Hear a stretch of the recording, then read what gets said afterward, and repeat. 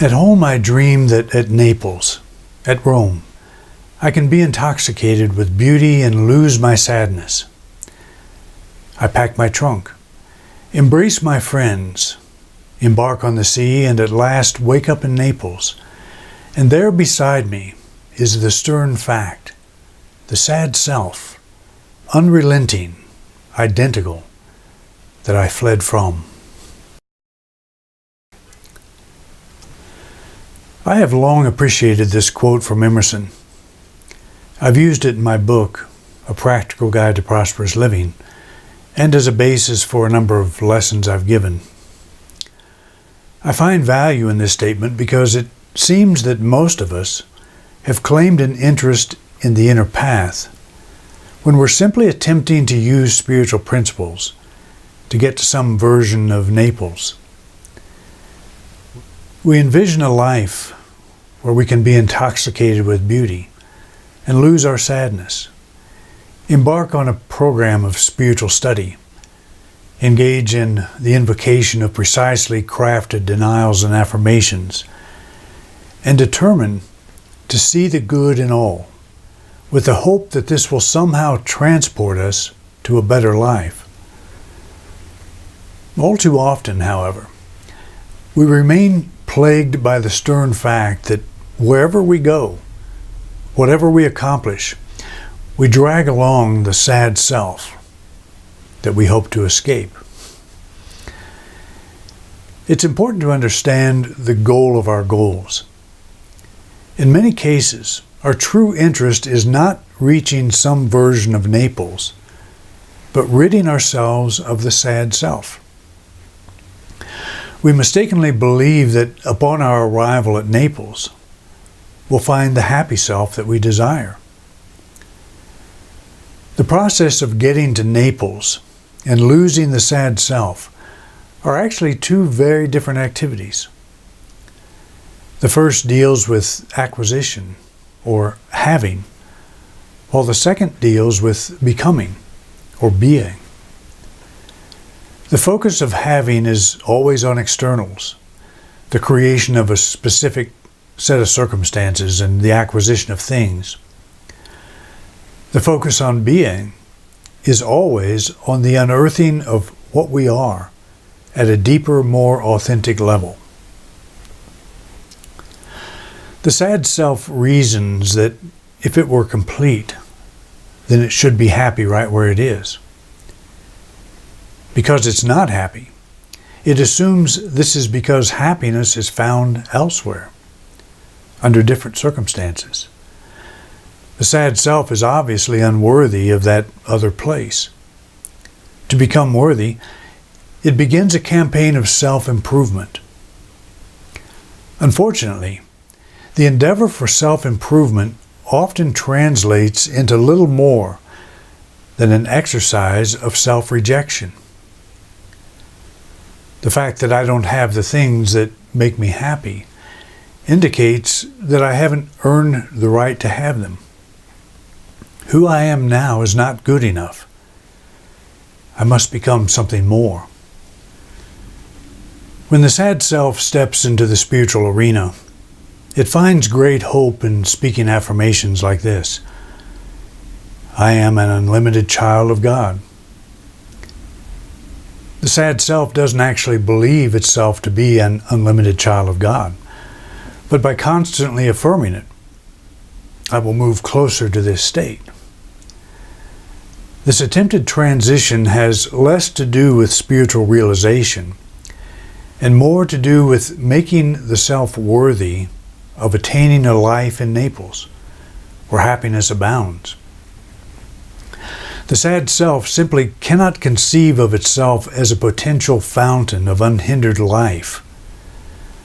What it refers to as the spiritual journey is really little more than a perpetual attempt to escape the negative self-perception that, like a shadow pinned to its feet, accompanies its every step.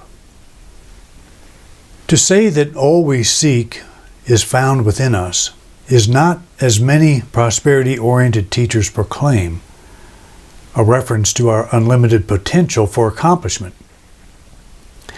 It is, rather, a statement of being, an indicator that the fulfillment we seek is present, whether we're in Naples or still in the bland environment from which we one day hope to sail.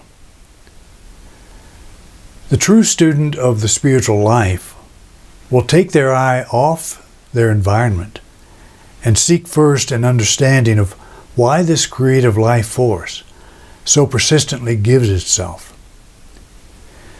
They find that this essence of their being doesn't need another thing to consider it complete. A shift in geographical locations or material acquisitions means nothing to the omnipresence that fully occupies our desired destination long before we begin packing our trunk. The sad self we would escape is simply a miscalculation of census-based information.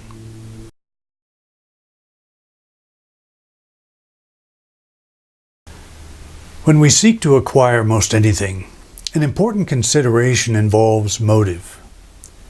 Are we seeking to develop or enhance a strength, or are we perpetuating and supporting a weakness? The decision to confront the sad self would represent the enhancement of strength. The action of going to Naples to escape the sad self represents the support of a weakness. The sad self, in whatever form we may experience it, is the census-based self-image. It feels sadness, restless, and inadequate because it lives cut off from the awareness of its spiritual source. This conscious disconnect creates an internal void. So we spend a great deal of time and energy trying to fill this void through accomplishment and accumulation. The chances are good that if we're praying for right conditions, success in some endeavor, or the acquisition of a thing that'll make us feel better about ourselves, we're perpetuating a weakness. We reason that when we acquire or accomplish this thing, we'll feel whole and complete. The census-based self-image will never feel whole and complete, regardless of what it accomplishes. It doesn't see its spiritual source as the basis of its identity. It has acquired, among all of its other possessions, a concept of itself as an expression of God, which it probably affirms regularly. Still, it is the sad self holding this and all its other possessions in a bag slung over its shoulder. When it wants to get to its next Naples, it searches through the bag, pulls out the concept, and begins affirming, "I am an unlimited expression of God, and I deserve to go to Naples." The sad self sets out to bag yet another Naples. This sad self can fill its bag with accomplishments and still remain unchanged. Why? None of its endeavors are designed to eliminate the sad self. They're designed to make it feel better. Looking to the future, planning for some Naples, inspires good feelings. Reminiscing in the past over some completed trip generates pleasant memories. The present, however, is never quite as illustrious, because this is where the sad self lives. Confronting this sad self doesn't require the acquisition of anything new. It doesn't require us to be in some place other than we are right now. When we speak of God as omnipresent, we're saying that all the life, love, power, and intelligence are centered in every one of us right now. Wherever we are, God is. While the sad self loves this idea and keeps it handy in its bag of acquisitions, it's reluctant to set down the bag and actually experience omnipresence. The reluctance is due to the sad self perceiving the contents of the bag as its source of strength and power. It will set down the bag, take a few steps away from it, begin to quake with feelings of insecurity, and start looking for reasons to pick it up again.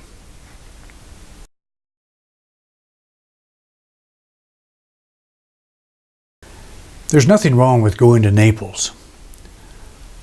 What we need to clearly understand is who's going and why. Wouldn't the trip be much better if we made it from a point of strength rather than from a place of weakness? Our point of strength is not something we find in people, places, and things. Our point of strength, the very focal point of omnipresence, is found within ourselves. Experiencing this point of strength transcends the joy and sense of fulfillment derived from all acquisitions and all accomplishments. We can experience this point at home, on the way to our Naples, or in the streets of Naples, once we arrive. When we close our eyes and turn within, does it really matter where we are physically? With eyes closed, our attention turned inward, all external scenery becomes irrelevant. Many will travel the world with the hope of finding spiritual enlightenment, but they won't make that relatively short journey from the head to the soul. Send your sad self on a pilgrimage to places deemed the most sacred on earth, and it will return as the same sad self with one more pleasant memory in its bag. Experience the omnipresence of God this day, and you'll be changed forever. Our spiritual objective is not to eliminate the sad self and its bag of possessions. Our objective is to experience the omnipresence of God right where we are in life. This experience loosens the grip we have on this false self. It causes us to clarify our motive in all that we undertake. What man or woman, finding their strength and power within, would travel great distances to sit at the feet of a guru? None has any more access to God than we do. If we go to these places with the hope that they have something we don't, we're traveling away from the very source of power we seek. We're enhancing a weakness, accommodating the sad self in a way that will bring no satisfactory resolution.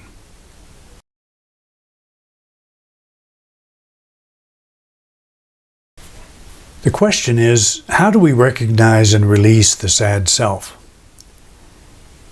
Emily Cady points out that sooner or later, every person must come to themselves. We grow weary of the struggle with life, and we seek answers that we intuitively know are genuine and available. And most importantly, we come to know that these answers are found in the innermost depths of our being.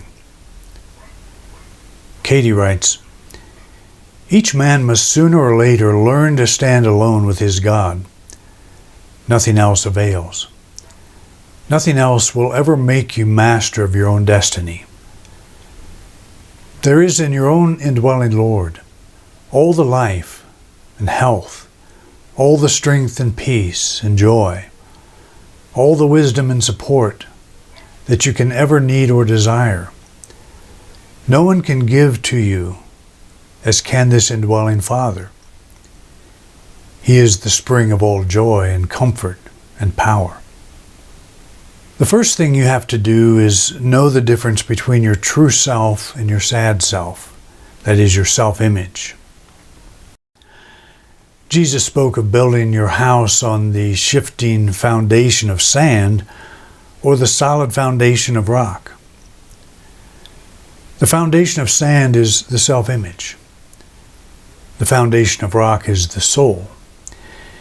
If you find you're constantly reaching out for something you don't have, something you believe will bring satisfaction and make you happy, you're being driven by the endless needs of the self-image. To build your house on the rock of the soul, you have to move away from your building site on the sand. You begin this process by releasing the negative thought and emotional energy that troubles you. At this point, you're not expecting to resolve the issues that trouble you. Your only concern is to release the grip you have on the issue. Fear and worry create tension in your body. Start with releasing this tension. Tell yourself that it's not you who fear or worry, but a false and weaker image of yourself. Focus on the tension and speak simple phrases like, "This is not me. I let go of this stress, this fear, this concern.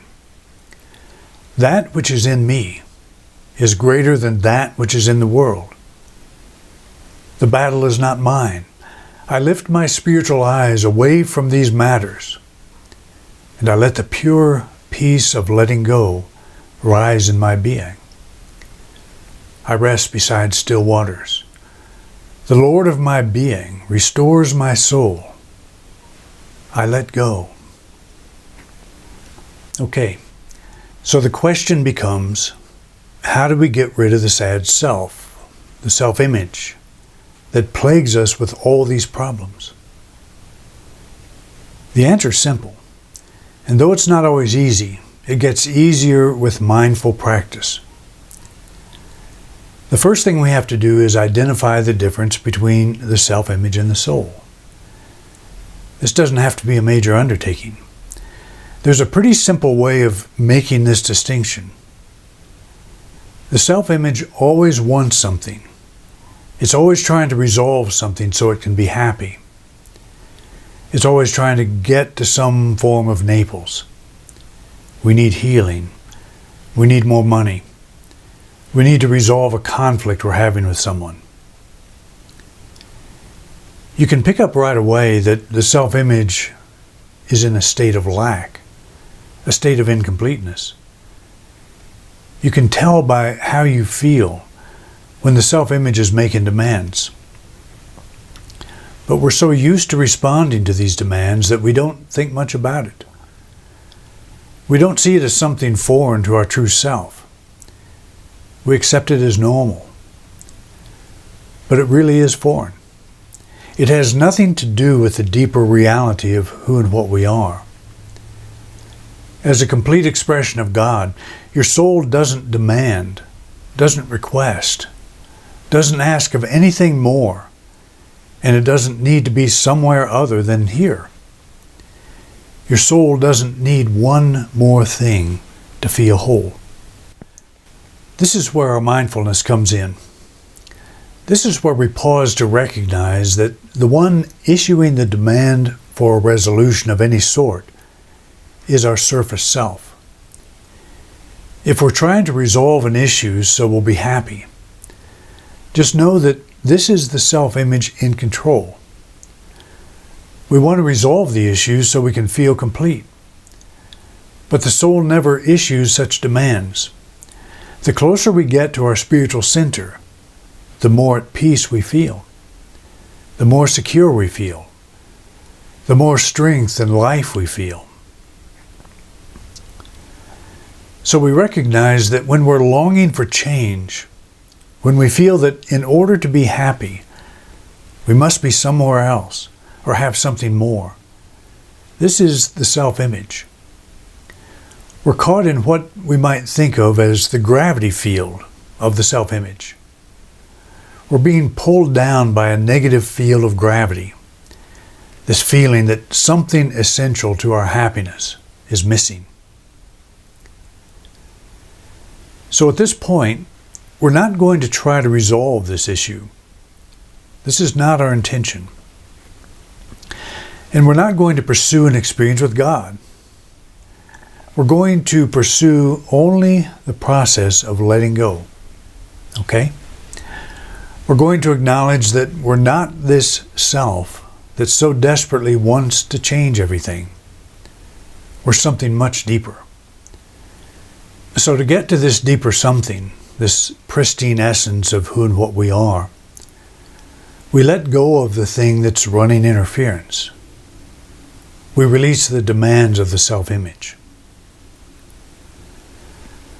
We're operating under the false assumption that we have to resolve this issue to be happy, to find peace. But we're not going to try to resolve these things.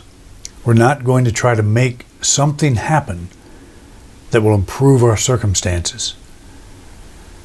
We're focusing more on letting go of the negative energy that we're pouring into the situation.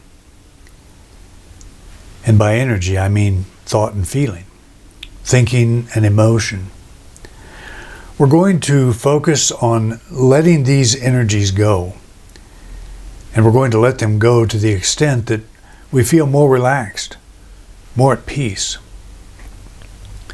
The stress will begin to leave our body. All the stress we experience in the body is mental and emotional. The self-image is saying, I need this or that thing in my life to be happy.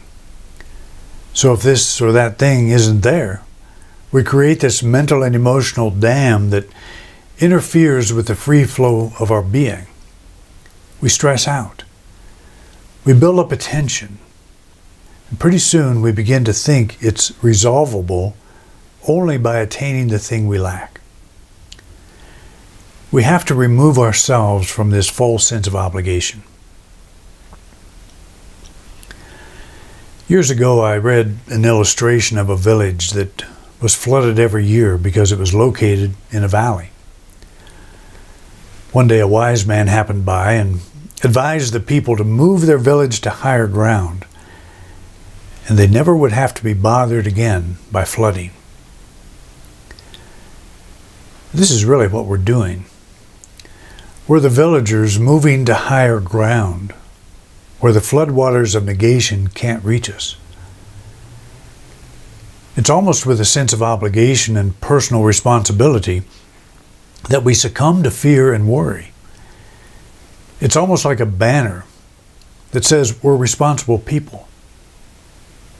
Well, we are responding to the demands of the self-image, but we're never rewarded in the way we hope. That which is within us is truly greater than that which is in the world. Until we actually connect with it, until we stand on this higher ground and watch the next flood of negation pass without pulling us under, we have not truly benefited from the truth embodied in these beautiful words. We're not helpless villagers bound by designated property lines that we have to defend at all costs. The self-image would have us believe this, but we have the power and the authority to say no to the negative energies of fear and worry. If you're in one of these situations that have left you feeling powerless to do what needs to be done, move up to higher ground. Let go of your negative reaction and let yourself be inspired by the higher view and experience that will surely be yours. Thanks for watching. I look forward to being with you again when we return.